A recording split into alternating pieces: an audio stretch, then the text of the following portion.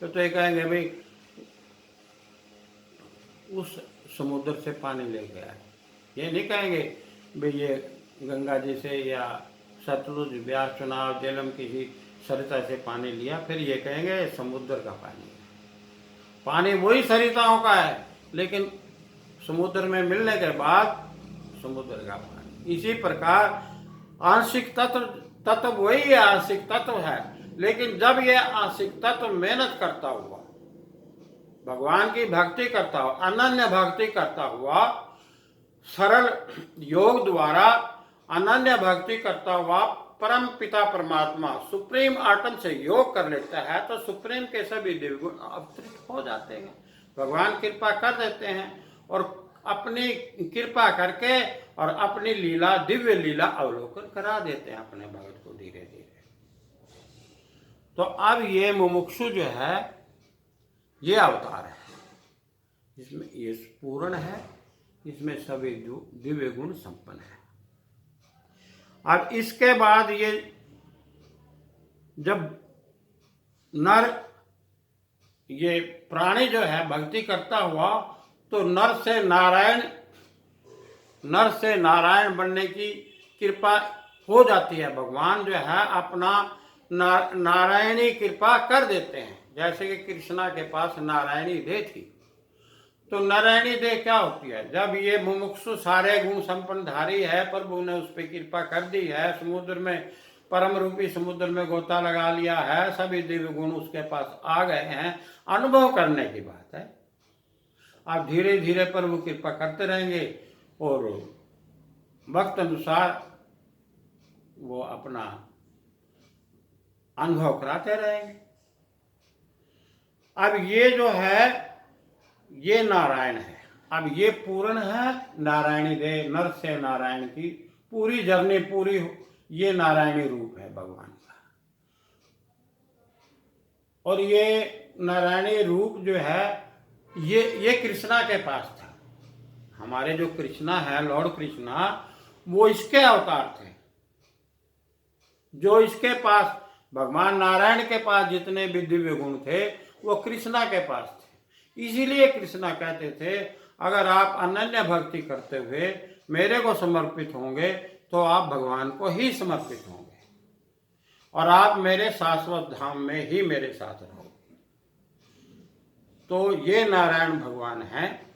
ये जब ये अवतार लेते हैं तो पहले भी इन्होंने अवतार लिया है, ये अपना साक्षात्कार करा देते हैं, अपने मौनी रूप के दर्शन करा देते हैं और फिर अवतार ले लेते हैं, शरीर धारण कर लेते हैं। शरीर कौन सा शरीर धारण कर लेते हैं? Holi body of A true devotee of God, जो पवित्र हो चुका है, मुमुक्षु का अधिकार प्राप्त कर लिया है, मोक्ष की प्राप्ति कर ली है, अब वो पवित्र है और पवित्रता को चाहती है। और ये नारायणी देह जो है, नारायणी गुणों से बना शरीर जो है, नारायणी रूप जो है, ये अवतरित हो जाता है, बॉडी का अपना पात्र चुन लेती है। ये नारायणी देह ऐसी पवित्र आत्मा को, पवित्र बॉडी को, जीवात्मा को, गुणातीत जीवात्मा को अपना पात्र चुन लेती है। पात्रता की तो जरूरत पड़ती है ना, तो पात्र चुन लेती है। और पात्र चुन रखा है भगवान ने, कोई ऐसी बात नहीं है। भगवान को मिल गया पात्र, चुन रखा है, वो अवतरित है, प्रकट भी होते हैं। 7 अरब की आबादी है, इसमें से किसी न किसी के यहाँ प्रकट भी जरूर हुए होंगे, ऐसी बात हो रहे हैं। अब भी जो भगत हैं उनके झलक दिखा देते हैं। और ये जो नारायणी देह जो है ये कृष्णा के पास थी। ये हमारे कृष्णा है, ये कृष्णा देखो, ये कृष्णा। अब ये कृष्णा जो है ये पूर्ण है। देखो अब आज का जो हमारा ये कहने का एक व्यक्तित्व आया, व्यक्तित्व, वो फिर से मैं आपको सुनाता हूं। ये लिखा है अद्वैतम अच्युतम अनादिमनंतम रूपम। ब्रह्म संहिता 5.33 में कहा गया है भगवान के कई रूप हैं। जैसे ये जो रूप हमने अनुभव किए हैं, ये हमारे द्वारा अनुभव किए हुए रूप हैं। साक्षात्कार भी भगवान ने हमें करवाया अपना। देखो ये हमारा रूप है, साक्षात्कार करवाया है। तो यद्यपि भगवान के अनेक रूप हैं, फिर भी वो एक ही परम व्यक्तित्व हैं। इस विषय को समझो, महापुरुष इस विषय को समझो। वो कह रहे हैं कि यद्यपि भगवान के अनेक रूप हैं, जैसे कि हमने दिखाया आपको अभी 10-12 रूप, और ये सारे एक दूसरे में पिरोए हुए हैं। कारण शरीर, सूक्ष्म बिंद जो हमारे नित्य प्राप्त है, सभी जीवान, सभी को नित्य प्राप्त है। हमने दिखाया आपको, सभी पिरोए शोभते इसमें सुंदर लोग, लीला राम रचाई साधो लीला राम रचाई। ये लीला है जो हम आपको दिखा रहे हैं, ये हमारे को दिखाई है भगवान ने लीला, अब हम आपके सामने रख रहे हैं। लेकिन जो देखेगा, जिसको अनुभव है, वही तो इन बातों से सहमति करेगा। जिसको पता ही नहीं, क्या फायदा उसके आगे। हम देखो, हमें पता है कई जन्म हमारे दिव्य हुए हैं, और इसमें भी भगवान ने कृपा की है, विशेष कृपा की है। तो कोई जरूरी थोड़ी है, पहले हमने अपने आप को समझना था। अपने जो हृदय में नित्य प्राप्त है, जो प्रभु मालिक जो हमें बैठे हैं, जो हमें यहाँ बुला रहे हैं, पहले हम तो अनुभव कर लें। तो अब थोड़ा हमें ये महसूस हुआ कि रोहतास अब तूने थोड़ा अनुभव कर लिया है, तो अनुभव करवा दे, बता देना। अब आपके सामने जो अनुभव हुआ हमने रख दिया, हम वही तो कर सकते हैं ना। तो इसमें देखो ये लिखा हुआ, यद्यपि भगवान के अनेक रूप हैं, फिर भी वो एक ही परम व्यक्तित्व हैं। कृपया ध्यान दे इस बात, एक ही व्यक्तित्व है। देखो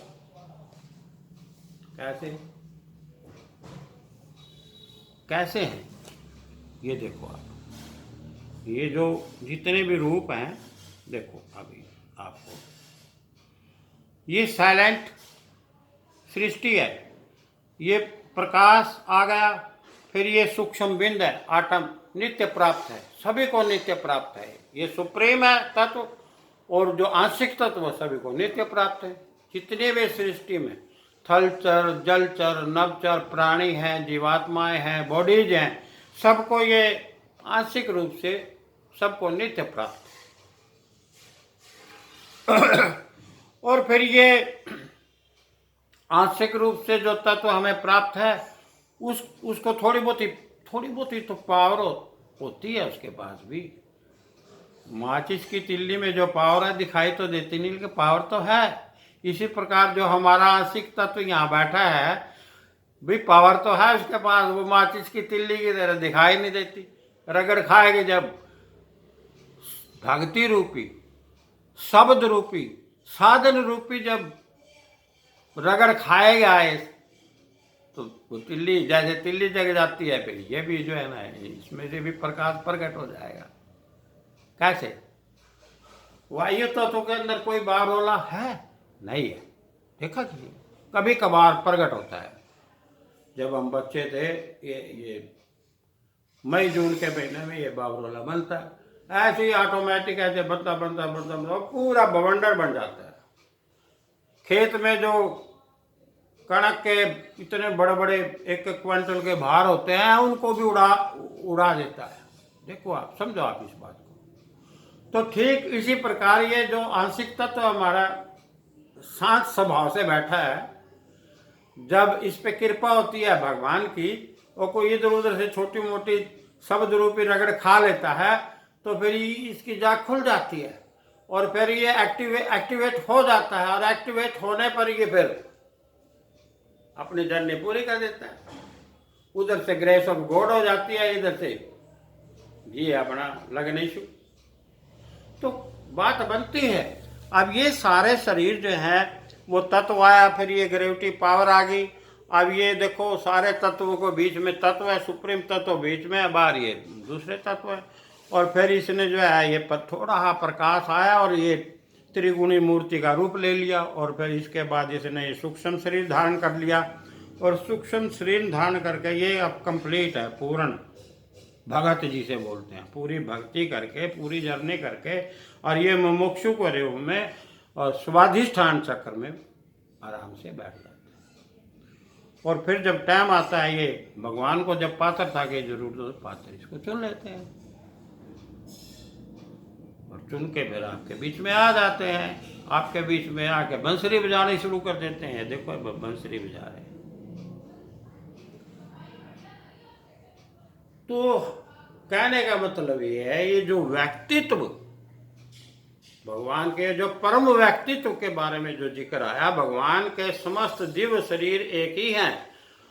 परम व्यक्तित्व में अपने आप को समेटे हुए है, अपनी योग माया द्वारा अपनी प्रकृति को अपने वश में करके भगवान जो है वो अपने पात्र में अवतरित हो जाते हैं, और वो पात्र ही अवतार होता है। फिर वो अपने जो जितने ये जो दिव्य शरीर हैं भगवान के, उनसे वो अपना सृष्टि में रहते हुए, संसार में रहते हुए अपनी एक्टिवेशन द्वारा अपनी लीला करते हैं। करेंगे तो अब भी, जब उन्होंने अवतार ले रखा है तो वो लीला अपनी करेंगे, ये बात नहीं है। पहले भी किया तो अब भी करेंगे, और नहीं भी करेंगे तब भी वो तो ऑटोमेटिक है सारा खेल। कुछ भी नहीं करेंगे भगवान, क्या जरूरत है? हम तो पहले कह रहे हैं कि महाभारत करने की क्या जरूरत थी द्वापर में। देखिए, फिर सुन लो आप दुनिया वालों, फिर सुन लो। हम ये चित्र हमने दिखाया आपको, ये देखो, ये जो चित्र हम आपको दिखा रहे हैं, बीच में सुप्रीम तत्व है, atom, supreme atom, god, unity इनके पास है। और बाहर जो है पूरी सृष्टि की जीव, पूरी सृष्टि के आटम है, आत्माएं हैं। जब ये सृष्टि बनती है, इसमें सभी एकदम प्रकट होते हैं, ये जितनी भी आत्माएं हैं, सुप्रीम भी और ये आटम, दूसरी सुप्रीम आटम भी और आटम भी। तो जब ये सुप्रीम आटम है, ये इनके centre point of the power है, इनको जब चाहे वो कंट्रोल कर ले। युद्ध की क्या जरूरत है? बताओ, इनको युद्ध की क्या जरूरत है? इनको युद्ध करने की जरूरत नहीं है। ये चाहे तो क्षण भंगुर हैं, ये जहां प्रकट हो जाए, और सारी सृष्टि को भी ये अंतर ध्यान कर सकते हैं। आप कहेंगे यार यहाँ तो कुछ भी नहीं दिखाई देता है, ही नहीं, कहाँ गया? इतनी भी पावर है इनके पास। ये अपने आप भी जो है ना गुम हो जाते हैं, इस सारी सृष्टि को भी जो है ना वो डिसअपियर कर सकते हैं। ये मालिक हैं, एक से अनेक लड़ाऊं। गुरु गोबिंद सिंह जी कहते थे ना, एक से अनेक लड़ाऊं, ये है वो पॉइंट। गुरु गोबिंद सिंह भी अवतार थे, उनको वो भी दिव्य अनुभवी थे, और उस दिव्य अनुभव के बेस पर ही वो ये बात कह रहे थे कि एक नाल अनेक लड़ाऊं। ये एक है, centre point of the power है, भगवान है, automatic creation of the God है। भगवान के लिए तो कोई चीज असंभव नहीं है, सब संभव है। जो चाहे वही, जो उनकी दिमाग में, जो उनकी सूझ में आ गया वही हो गया, मालिक है। तो हमारा आज का रूहानी डिस्कशन में जो ध्येय विषय था वो यही विषय था कि भगवान जो है उनके अनेक रूप हैं,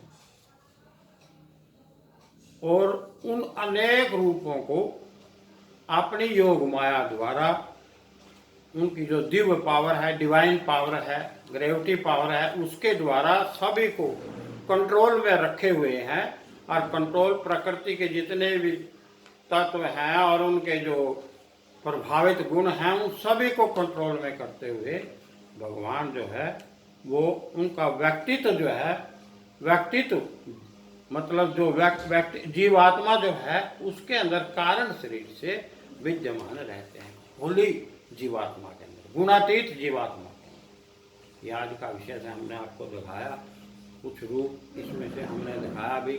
भगवान ने हमारे ऊपर कृपा की और हमारे को भी इन दिव्य रूपों के दर्शन करवाए और हमने आपको ये दर्शाए। अगर कोई हमारे से गलती हुई हम माफ़ी चाहते हैं, क्योंकि अगर हमारे को कोई अनुभव हुआ है और हम आपके आगे नहीं रखेंगे, दुनिया के आगे नहीं रखेंगे, तो किसी को क्या पता चलेगा। तो ये भगवान के दिव्य रूप और भगवान सृष्टि की रचना और इनका आपस में एक दूसरे के साथ गहरा संबंध है। सृष्टि का, सृष्टि की रचना का, जीवात्मा का, इस संसार का, ये सब सिस्टमैटिकली रचना है, सिस्टमैटिकली रचना है भगवान की। तो ये हमने आपको दर्शाई और ये हम आपके सामने रखना चाहते थे और हमने आपके रखा। तो मेरी आप सबसे यही विनती है कि हमारे से अगर कोई गलती है इस विषय को रखने में आपके सामने, तो हम आपसे माफ़ी चाहेंगे और आप हमें ज़रूर क्षमा करेंगे। लेकिन हमने अपना फर्ज निभाया कि भगवान ने जो कृपा की, कृपा जरूर की थी। जय हिंद, जय भारत। बोलो सच्चिदानंद भगवान की जय।